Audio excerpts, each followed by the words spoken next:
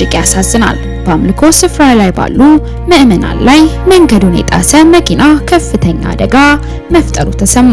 በክራይስት አርሚ ዓለም አቀፍ ቤተክርስቲያን መስራችና ባለራዕይ የሆነው ነብዩ ጩፋ ቸርች የተፈጠረው አስደንጋጭ ነገር ምንድነው? ነብዩ በሚዲያ በመውጣት የተናገረው ጉዳይስ ለማን ይሆን? በዝርዝር የምትሰሙት ይሆናል። አንዳንድ ሰው ዘፍጥረት ምዕራፍ 1ን ከፍቶ አንብቦ አልጨረሰም። ትልቅ የመጽሐፍ ቅዱስ ዕውቀት ያለውን ሰው ለመተቸትና ለመምከር ይነሳል። አንዳንዱ ደግሞ በድግልና ስልኩን ከፍቶ ሜጋ ቸርች እንዳለው ሰው አክት ያደርጋል። እንዲሁም በተጨማሪ ከሰሞኑን በየማህበራዊ ሚዲያው እየተራገበ ስላለው ስለ ቲክቶከር አዶናይ ጉዳይ የተሰማ አዲስ ነገር አለ።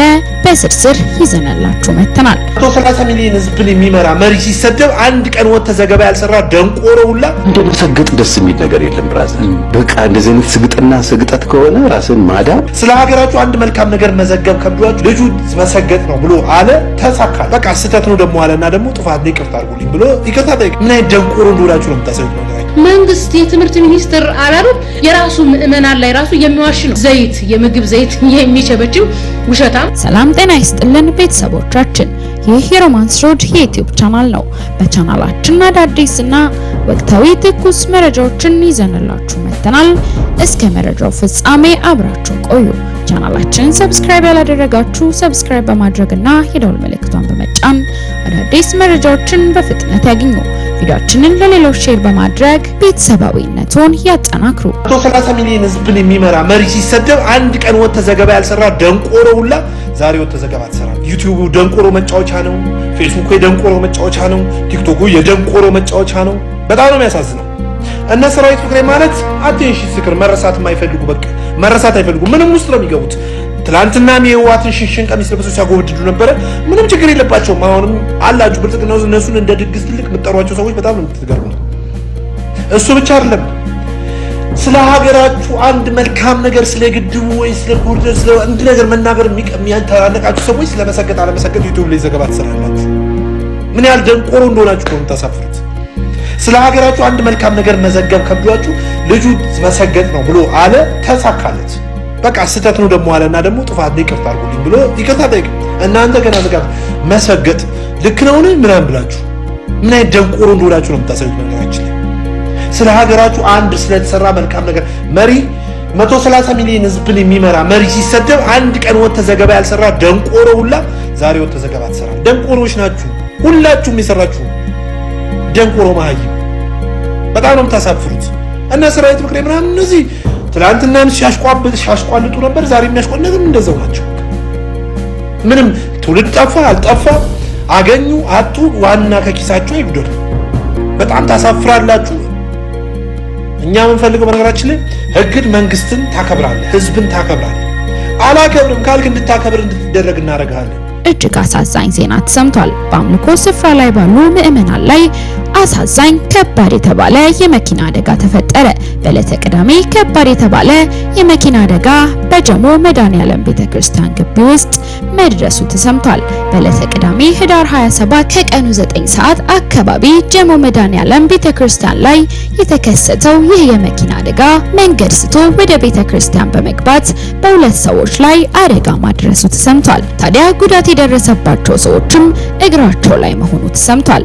አደጋው እንደደረሰባቸው በፍጥነት ወደ ሆስፒታል የተወሰዱ ሲሆን ሕክምና እየተደረገላቸው እንደሆነ ተሰምቷል።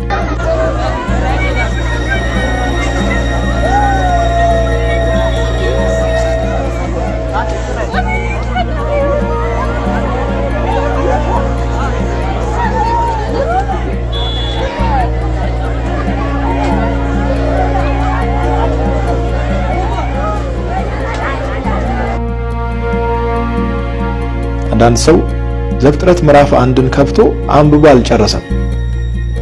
ትልቅ የመጽሐፍ ቅዱስ ዕውቀት ያለውን ሰው ለመተቸትና ለመምከር ይነሳል። አንዳንዱ ደግሞ በድግልና ስልኩን ከፍቶ ሜጋ ቸርች እንዳለው ሰው አክት ያደርጋል። ኢየሱስ አባልኮ ያለው እዚህ ስልክ ስክሪን ላይ ነው። ባትሪ ከዘጋ አብሮ ይዘጋል ቸርቹ። መሬት ላይ የ20 እና የ30 ሺህ ህዝብ አባት የሆነው ሰው መሬት ላይ ይጎትታል። እንደ መካሪ አክት ያደርጋል። ትንሽ ብትረጋጋ መሬት ላይ ብትወርድ መሬት ላይ ብትገኛ አይሻልም? እኔ አንተን መጀመሪያ መሬት ላይ ማየት ፈልጋለሁ። ከስልክ ላይ ውረድና ኢንተርኔት ሲሄድ የማይሄድ፣ ኔትወርክ ሲቋረጥ የማይቋረጥ፣ ባትሪ ሲዘጋ የማይዘጋ የሥራ ቦታ የአገልግሎት ማዕከል ይኑር። የሆነ ቦታ ብቻ መሬት ላይ ተገኝ። መሬት ላይ ስለሌላችሁ ምክራችሁ ራሱ አየር ላይ ነው የሚሮጠው። አየር ላይ ያሉትን ነው የሚያገኘው እንጂ አየር ላይ ሆነ የምትናገረው ነገር መሬት ላይ ያለውን ሰው አያገኘው። መሬት ላይ ያለውን ሰው መሬት የረገጠውን ሰው የሚያገኘው ምክር መሬት የረገጠ ሰው የሚመክረው ምክር ነው። አየር ላይ ሆነ መሬት ላይ ያለውን ለመምከር ማሰብ በጣም የበዛ ሞኝነት ነው እና መሬት ላይ ውረዱና መሬት ላይ ያሉትን ምከሩ። ካልሆነ አየር ላይ ሆናችሁ አየር ላይ ያሉትን መምከር ትችላላችሁ። ማሰብ በጣም የበዛ ሞኝነት ነው እና መሬት ላይ ውረዱና መሬት ላይ ያሉትን ምከሩ። ካልሆነ አየር ላይ ሆናችሁ አየር ላይ ያሉትን መምከር ትችላላችሁ። እንደመሰገጥ ደስ የሚል ነገር የለም ብራዘር። አየህ በቃ እንደዚህ አይነት ስግጥና ስግጠት ከሆነ ራስን ማዳን በቃ እኔ እንደሱ ሰገጤ መሆን እፈልጋለሁ። ፋራ ያለኝ ሰውዬ እኮ ሲጋራ ስላቆምኩ፣ ፋራ ያለኝ እኮ ውጭ ማደር ስላቆምኩ። ማን ፋራ ከኔ ነገስ? በቃ ነገር ተጠበደላላ በነበርኩ ጊዜ አራዳ ጠብሳ ቆም ፋራ ከሆንኩ ፋራ መሆኑን ፈልገው ገባ። ሰዎች እርድና የሚሉት ነገር ምንድነው? በቃ ይሄ የሚመስለውን ነገር ፌኩን ላይፍ ነው እርድና ነው። እኔ አራዳ መጀመሪያ ዳር መሄድ ነው ለኔ አራዳ። ጥጉን መሄድ፣ ጥላጥላውን መሄድ፣ ጠብን የሚፈራ ችግሮችን የሚሸሽ ነገርን የሚፈራ ከነገር ነፃ የሚሆን ቤቱንና ቤተሰቡን ራሱን ከችግር ከወንጀል ነፃ ለማድረግ የሚኖር እሱ ነው ለኔ አራዳ። እሱ ነው ለኔ ስማርት። ዛሬንም ነገንም ደርቦ እየኖረ ያለ ሰው እሱ ነው ለኔ ተብዬ አውቃለሁ ልልህ ነው። ሰው ተሰብስበው መከረውኛል። ተሰብስበው ወደ ነበር እንደ አንተን የመሰልክ ልጅ ተብዬ ተመክሬያለሁ እና ጉዲት ነው መለሰው። በጣም ተበላሸ እኮ ተባልኩት እኔ ሲጋራ፣ ጫት ምናምን ሌብነት ማምሳቆም ተበላሸች አለ ተብዬ ኮሚቴ ሆኖ ሊመክሩኝ ተሰብስበው እና እኛ ሀገር እሱ ተገለበጠ ነገር አለ። ተገለበጠ የተገጠረ መግጊራ አለ አይደል? ሲጋራ ስታጨስ አረኝ የኔ እንግዲህ ሲጋራ የእርድና ምልክት ነው በእኛ ጊዜ አይደል? ብዙ አላየውም። ወጣቶቹ በጣም ስማርት ናቸው። ግን ሲጋራው፣ መጠጡ፣ ጫቱ ምናምን ምሽቱ ላይ ምናምን ዘናፈታ ማለት የእርድና ምልክት ነው። እሱ ነው እርድና አይደል? ነው ወይ? እኛ እኮ በጣም አራዳንን ብለን ነው እኮ ከሀገር ቤት የመጡ ልጆች ላያችን ላይ መኪና ሚኒባስ ምናምን ቤት ምናምን ሲገዙ እኛ ምንም የለም። አሁንም ሄደህ እናት አልጋ ላይ የተወለድክበት አልጋ ላይ ለምተኛ ትሮጣለህ። ማን ነው ፋራ? እኛ ፋራ ያልናቸው ከሀገር ቤት የመጡ ልጆች ላያችን ላይ ሱቅ ገዙ፣ ላያችን ላይ ፎቅ ሰሩ። እኛ ምንም እዛው ነን። ስለዚህ ይሄ ነው እርድና። እነሱ አሻሩ ያዙት። እኔ አይኔ እኮ እያየን እንኳን ሀገር ቤት ልጆች እጄ ላይ ያደጉት አልቀናም። መጥፎ ነው እያልኩ አይደለም። ጎበዞች ናቸው። ለምን ዓላማ ነበራቸው ከሀገር ቤት ሲወጡ። እኛ የከተማ ልጆች ነን። ነገም ከነገ ወዲያም ሁሉ ነገር አለ ብለን እናስባለን። እድሎች ለካ መታጠፊያ ቦታ አላቸው። ስለዚህ የስማርትነት አረድና ጊዜህን ማወቅ ለሁሉም ነገር ጊዜ ሲኖረው ጥሩ ነው። አንዳንድ ሰው ከፈጀለት በኋላ አራዳ ለመሆን ጠጅ ሲጀምር፣ መጠጥ ሲጀምር፣ ሲጋራ ሲጀምር፣ የረፈደበት እና ምሽት ሲጀምር ያሳዝነኛል። በተለይ ወልዶ ከብዶ እንደኔ ፀጉር ምናምን ቀየር አድርጎ ምናምን አይበላም። መጥቼ የምናገርበት አንዱ ነገር ምንድነው? የተበረዘና የተመረዘን አመለካከት ልብለው የሚያስፋፋውን ይህንን ከልት የሆነውን ነገር መንግስት ዝም ማለቱ ወይም የትምህርት ሚኒስቴር ዝም ማለቱ። የፔንቴኮስታል ሐሰተኛ ነብያቶች በምን ሞራል ነው አዶናይን የምትተቹት? አዶናይ እንደ ማንኛውም ወጣት ቲክቶክ ላይ የቲክቶክ ቪዲዮዎችን የሚሰራ በራሱ ቋንቋ ቲክቶክ ላይ ሞቲቬት የሚያደርግ እንጂ እንደናንተ በሃይማኖት ስም የሚዋሽና የሚያጭበረብር አይደለም። በጣም የገረመኝና ያሳቀኝ ይህን ቪዲዮ እንድሰራ ያደረገኝ መንግስት የትምህርት ሚኒስቴር አላሉ። እንዴት ነው የፔንቴኮስታል ሐሰተኛ ነብያቶች ስለ መንግስት ስለ ትምህርት የሚያወሩት ማለት ነው? እናንተ በትምህርት ቋንቋ የላችሁ፣ በመንግስት የመንግስት ቋንቋ የላችሁም። የምር መንግስት ቢኖር ኢትዮጵያ ላይ እናንተን እድሜ ልክ እስራት ነበር መታሰር የነበረባችሁ። ምክንያቱም ውሸታሞች፣ አጭበርባሪዎች ናችሁ። በተለይ ነብዩ ሱራፊል የተባለ የራሱ ምእመናን ላይ ራሱ የሚዋሽ ነው። በሽተኛ ጸልይላችኋለሁ በማለት ዘይት የምግብ ዘይት የሚቸበችው ውሸታም፣ በዛ ላይ ደግሞ በቃ የውሸት በሽተኛ እያመጣ ፈውሻለሁኝ የኡክራንቹን ጣለ ዊልቸሩን ጣለ የሚል ውሸታም ቀዳዳ ሰውዬ ነው።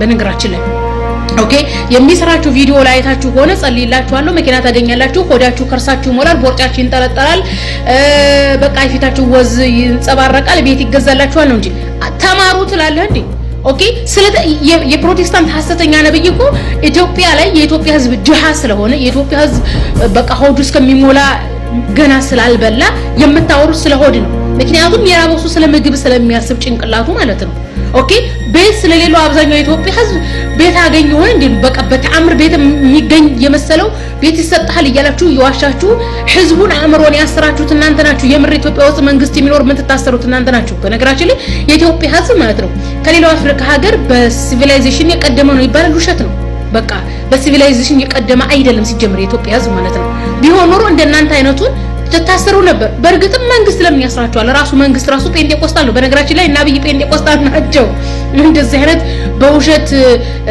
ማህበረሰብን የሚያታልል ነብይ ሄዶ የሚጸልይላችሁ እንግዲህ እነዚህ ውሸታሞች ነብዮች ለነብይ ሄዶ የሚጸልዩ ናቸው አስባችኋል ሲጸልዩ ይደርስልናል ብለው አይነ ጨፍነው አሜን ይላሉ በነገራችን ላይ ከላይ እስከ ታች እንዴት እንደሚዘግንን ራሱ ለማሰብ ራሱ ማለት ነው ስለዚህ ትምህርት ሚኒስቴር መክሰስ የነበረበት እናንተ ነበር መንግስት ማሰር የነበረበት እንደናንተ ነው የሰው ልጅ ካልተማረ ካልሰራ ማግኘት አይችልም በተአምር ቤት ተሰጣላችሁ በተአምር መኪና ተሰጣላችሁ እንዴ አትሰጡም ምናልባት ከአውሮፓና ከሰሜን አሜሪካ የሚመጡ የቤተ ክርስቲያን የአስራት ገንዘብ ለአንዱ መኪና ገዝታችሁ አከለኮ መኪና ተገዝ ለአንዱ መኪና ገዝታችሁ 100ውን የምታዋጉ ያንዱን ከርስ ሞልታችሁ 100ውን 150ውን የምታዋጉ አይደላችሁም እንዴ እናንተንማ ፈጣሪ ይበቀላችሁ እንጂ ኦኬ እናንተ ሲጀምር እናንተ መንግስታችሁ ሙሸታም ታይዛችሁ ሙሸታም ናችሁ እንጂ እውነተኛ በመካከላቸው እውነተኛ የለም ራሱ እና ደግሞ በምን ሞራል ነው እናንተ አዶናይ የምትተቹት ማለት ነው እንዴ አዶናይ በሃይማኖት ስም አልመጣም በራሱ በግሉ ስም ነው የመጣው የማንንም ገንዘብ አልበላም ለድሃ ነው የሚረዳው ከተሸለመው ራሱ ለድሃ ሲሰጥ ነበር አዶናይ እናንተ ድሃም ከሚበላው ከጉሮሮ መንግጎ የሚሰጣችሁ ምንድነው የምትዋሹት ውሸት አንድ ቀን ይሳካልኛል ብሎ ነው አንድ ቀን መኪና አገኛለሁ አንድ ቀን ቤት አገኛለሁ አንድ ቀን ሱፍ ለብሳለሁ አንድ ቀን በቃ የሞላሁት ከርስ ይሞላል ብሎ ነው እናንተ የምትዋሹት ነገር ምክንያቱም በቃ እኔ እንደ ፕሮቴስታንት እንደ ጴንጤቆስጣል ሐሰተኛ ነብያት እጅግ ነውረኛና ወንጀለኛ እዚህ ምድር ላይ የለም ትምህርት ሚኒስትር መከሰስ ያለበት እናንተ ነው ህዝቡ እንዳይሰራ ሰንክላችሁ ያዛችሁት ማለት ነው ተሳዳቢን ሚሸልም ኢየሱስን ማያከብር ማይወድ ማያክቱልት አሁን ይሸለማል አገሬ እኮ ይሄንን ያዘችው ከኢየሱስ ከእግዚአብሔር የራቀውን ከፍ የምታረቅ አገር ተፈጥሮልናል ጠፋ ትውልድ እሷ ነች ለዚህ ያበቃችኝ ብለሃል አይደለ ቆምላታለው እሷ ነች እዚህ ደረጃ ያደረሰችኝ ማርያም ብላለች እኔ ግን እነግርሃለሁ ካለ ኢየሱስ ክርስቶስ ህይወት ባዶ ነው ህይወት የሚሆነው ኢየሱስ ክርስቶስ ብቻ ነው ሳይረፍድ ወደ ጌታ ኢየሱስ ክርስቶስ ተመለስ ላለው ተመለስ ማርያም ሲባል ጭብጨባ ማቅለጥ ኢየሱስ ሲባል ትከሰስ ትጠየቅ የሃይማኖት ጉዳይ ኢየሱስ ሃይማኖት አይደለም ህይወት እንጂ ለሁላችንም ህይወት የሆነ ኢየሱስ ክርስቶስ ተከታይ ማስተዋለታችን ያደረገችው ነገር ትክክል ነው እንኳን አይደለም በዛ በዓለምኛ መድረክ ላይ የትም ስንገኝ እኛ ኢየሱስን ከፍ የማረክ አደራም ኃላፊነትም ትእዛዝም አለብን ወደ ዓለም ሂዱ ወንጌልን ስበኩን የተባለው ኢየሱስ ደግሞ ምናፍርበት ጉዳይ አይደለም ሰው አምላኪ ትውልድ ተነሳናተ ሰው አምላኪ ትውልድ በግርግር የተገለጠውን አይታችኋል አለባበስ አይታችኋል አደራረጋቸውን አይታችኋል ከውጭ ሀገር ኮፒ ያደረጉት እኛ ኢትዮጵያ ውስጥ አያምርብንም ኢትዮጵያ ማምርባት እግዚአብሔርን ስትፈራ ብቻ ነው ፈራ እግዚአብሔር ሲኖራ ብቻ ነው እኛ እንደ ኢትዮጵያዊ ደግሞ ባህል አለን አምላክ አለን ሃይማኖት አለን ግን ማን ከላይ ያለው ካላሳያቸው አሁን እነዚህ እኮ አባቶቻቸውን የተከተሉት አባቶቻቸው ማርያም ይላሉ እነሱ ማርያም አሉ አባቶቻቸው ኢየሱስ ክርስቶስን የሚጠራውን ያሳድዳሉ እነሱም ደግሞ እቺ ልጅ ማስተዋል ኢየሱስ ብላ መድረክ ላይ ስለተናገረች ትከሰስ ምናምን ከየት ያመጡት እነዚህ ልጆች ከየትም ያመጡት ያስተማሯቸው ነው እየገለጹ ያሉት ይሄ ደግሞ ተጠያቂ የኦርቶዶክስ ሃይማኖት አባቶች ፍሬያችሁ ተገለጠ እሾህና ማቄላ የጠፋ ትውልድ ዛሬውኑ ሳይረፍድ ንስሐ ግቡና ይህን ትውልድ ከእውነተኛው እረኛ ከኢየሱስ ክርስቶስ ጋር አስተዋውቁት እውነትም ሕይወትም ኢየሱስ ክርስቶስ ነውና እርሱን አክብረው እላለሁ እኔ ለዚህ ልጅ ይሄ ልጅ ሰው ነው ያነሳው ሰው ይጥለዋል የማይጥለው ለዘላለም የሚሸከመው ኢየሱስ ክርስቶስ ይባላል ሰው መደገፍ ሸምበቆ ነው እግዚአብሔር ግን ለዘላለም ይሸከማል ይጠብቃል ይህ የሃይማኖት ጉዳይ አይደለም ለማስተዋል ለሁላችሁም ጥሪ እንዳደረገች ኢየሱስን ንቀህ ማርያምን አክብረህ ኢየሱስን ዝቅ አድርገህ ማርያምን ከፍ አድርገሃልና አለማወቅህ ነው ይላል እግዚአብሔር ይቅር ይላል አውቃ አይደለም ወደ አይደለም። ከዚህ በኋላ ግን ኢየሱስ ክርስቶስን ይዘህ ከቀጠልክ ይሳካልሃል። በማርያም ግን ስኬት የለም። ማርያም ያሉ ዛሬ በዓለም ጠፍተዋል፣ ጠጪ ሆነዋል፣ በሰው ተገለዋል። ስለዚህ አንተ ወንድሜ በጣም በትህትና በጣም በፍቅር ወደ እግዚአብሔር ተመለስላለሁ። ይሄ ጅብ ይሄ ታዋቂነት ለጊዜው ነው። ዓለም ታነሳለች፣ ትጥላለች። ለዘላለም ግን የሚሸከመው ኢየሱስ ክርስቶስ ይባላል። እኔ ላንተ ያለ ምክር ይሄ ነው። ዛሬ ሳይመሽ ወደ ጌታ ብንመለስ ይሻላችኋል። እናንተ ኦርቶዶክሳውያን መጥፋታችሁ፣ ክርስቶስ ኢየሱስን መጥራታችሁ፣ ከክርስቶስ ኢየሱስ ከዋናው አዳኝ መለያየታችሁ በግልጽ እየተገለጠ ነው። ፍሬውም እየታየ ነውና በዓለም ጨለማ ውስጥ ተይዛችኋል።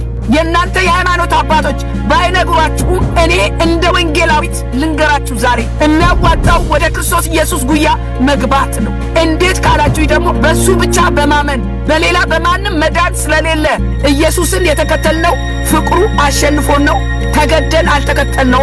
አንዴ ፍቅሩን የቀመሰ ግን ለዘላለም ከኢየሱስ አይለይም። እናንተ የክርስቶስ ፍቅር እኮ የተለየ ነው። ሁሉን ነገር ያስረሳል። ሁኔታው እያለ እንኳን ለኔና ለናንተ ልባችንን ያሳርፋል።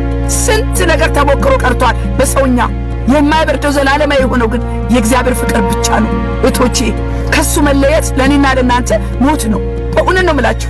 ነገ ይጠላኛል፣ ነገ ተወኛል ማንልበት ፍቅሩ የለመደ ደግሞ የቀመሰ ላቀመሰ ሰው ምንም አይመስለው። የለመደ ሰው ግን ከክርስቶስ ጋር ተለምዶ ወዴት ይሄዳል? ናንተ ወዴት ይሄዳል? የጌታን ነገር ቀምሰን እግዚአብሔር በእኛ እንዳይሰራ ያዘጋጀልንን እንዳንቀበል የሚከለክለው ነገር ቢኖር የኔና የናንተ ፈቃድ ነው። ልብሽ ከፍተሻል ለጌታ እህቴ፣ ልብ ክፍት ነው ለጌታ። ጌታ ሆይ የምታረገውን አርግ፣ እንደፈለክ ተጠቀምብኝ፣ እዘዘኝ፣ እነሆኝ ይኸዋለሁ፣ እንደፈለክ ስራብኝ። ለኔ ባይመቸኝም ጌታ ሆይ ከእርሱ እግዚአብሔር ሊቀርበን ሊወደን ሊባርከን ሊያስተምረን ሊመልሰን ፈቃዳችንን ይፈልጋል። ያለ ፈቃድሽ አይሆንም እቴ። በእግዚአብሔር ላይ ልብ ዘግቶ አይሆንም። ለእግዚአብሔር ጆሮ ሳይሰጡ አይሆንም። ከእግዚአብሔር ጋር ቁጭ ሳንል አይሆንም። ከእርሱ የምንቀበለው ነገር ሁሉ በፈቃዳችን ልክ ነው። በፈቃዳችን ልክ ብዙ አማኞች ወደ እግዚአብሔር የሚቀርቡበትን ገደብ አስቀምጠዋል። ቀይ መስመር አስምረዋል። አረ በሩቁ ነው በልክ ነው የሚሉ ሰዎች አሉ። በልክ በጣምም ጠልቀሽ አትግቢ፣ በጣምም አበዛሽ። እግዚአብሔር ጨው አይደለም የሚበዛው፣ እግዚአብሔር ዘይት አይደለም የሚበዛው።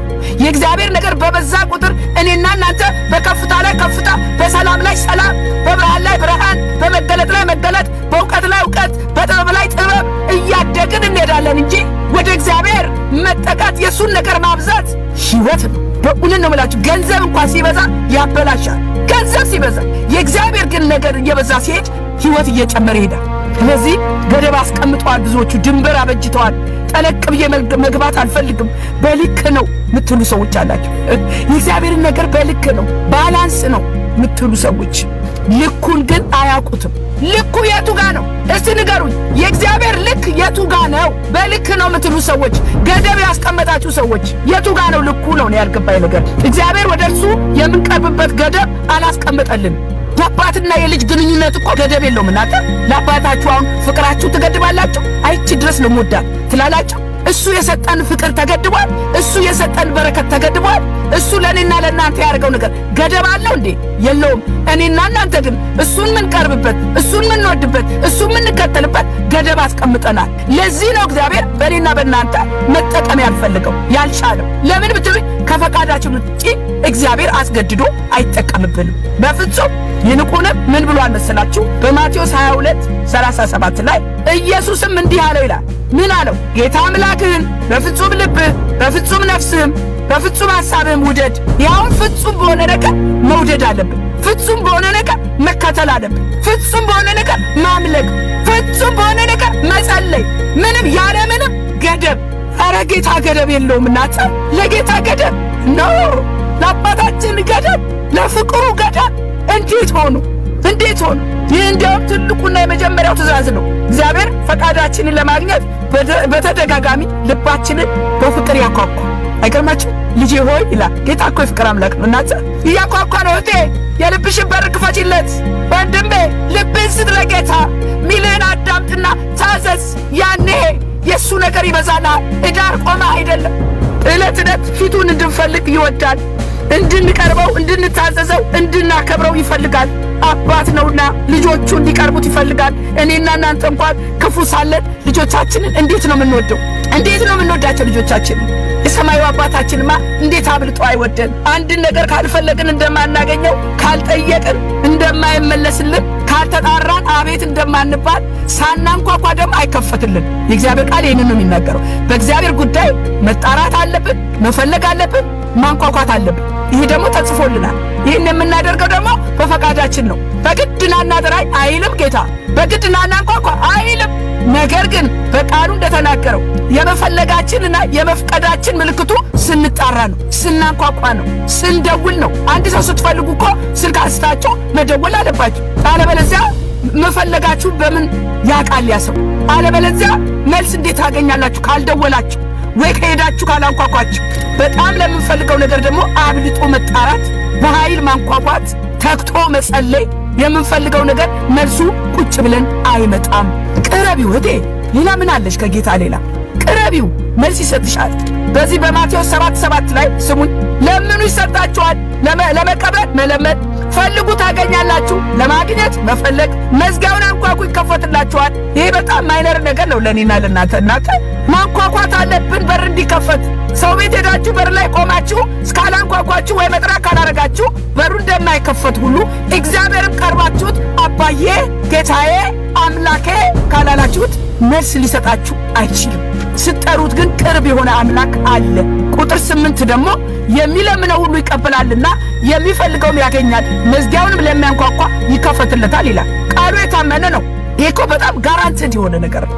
ጸልይ፣ ተጣራ፣ አንኳኳ ወንድሜ። ይሄ ነው መፍትሄው። በቃ እንዴት እንጣራ? ወደ ማን እንጣራ ካላችሁ የመጀመሪያው ወደ ትክክለኛው አምላክ መልስ ወደሚገኝበት መጣራት ያስፈልጋል። አሁን የሆነ ጉዳይ ፈልጋችሁ ከአንድ ጓደኛችሁ ሌላ ጓደኛ ጋር ብትደውሉ መልስ የለም። መልስ ያለበት መጣራት ያለባችሁ ቦታ ትክክለኛ ማወቅ አለባችሁ። የት ካላችሁ ደግሞ በዮሐንስ 14:14 ላይ ማናቸውንም ነገር በስሜ ብትለምኑ እኔ አደርገዋለሁ ይላል። በስሜ ያለው ማን ነው? ኢየሱስ ክርስቶስ። በኢየሱስ ክርስቶስ ስም የለመነው ነገር እንቀበላለን ማለት ነው። በስሙ አላለም፣ በስማቸው አላለም። የመቀበያው መንገድ ዋናው በክርስቶስ ኢየሱስ ስም የለመነው ነገር በማርያም አይደለም፣ በገብርኤል አይደለም፣ በሚካኤል አይደለም፣ በማንም በሌላ አይደለም። በኢየሱስ ክርስቶስ ስም መጸለይ። ሌላው ፊቱን ዘወትር ዕለት ዕለት መፈለግ።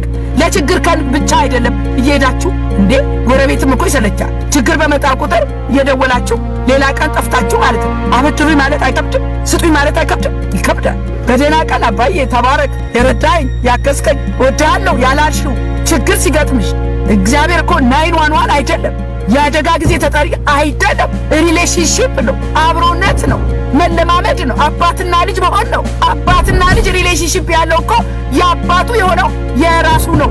ለምን? ልጅ ወራሽ ነዋ። የአባቴን ሀብት ማን ይከለክለኛል? ራሴ ሄጄ ወስዳለሁ። እንደው መጠየቅም የለብኝም። ለምን? የአባቴ ቤት ነው። በአባታችሁ ቤት ውሃ ልጠጣ እንዴ ወይ ደግሞ ይሄንን ልብላ እንዴ አትሉም? ብድግ አድርጋችሁ ትበላላችሁ አይደለም እንዴ? እግዚአብሔር እኮ አባታችን፣ ማንሳቀቅበት አባታችን፣ ሳንለምነው የሚያስፈልገንን የሚሰጠን ማለት ነው። ስለዚህ ዕለት ዕለት የጌታን ፊት መፈለግ፣ ጌታን ማመስገን፣ የማያቋርጥ ጸሎት፣ ከእግዚአብሔር ጋር መነጋገር ማለት ነው። ይሄ ደግሞ የቅርበት ምልክት ነው፣ የመቅረባችን ምልክት እኮ ነው። አንድ ነገር ስንፈልግ ብቻ አይደለም። በአንደኛ ተሰሎንቄ 5:17-18 ላይ ሳታቋርጡ ጸልዩ፣ በሁሉ አመስግኑ፣ ይህ የእግዚአብሔር ፈቃድ በክርስቶስ ኢየሱስ ወደ እናንተ ነውና ይላል። ምንድን ነው? ሳታቋርጡ ዕለት ዕለት መጸለይ፣ ላይፍ ስታይላችን ማድረግ፣ ኦን ኤንድ ኦፍ ያልሆነ፣ በመከራ ጊዜ ብቻ ያልሆነ።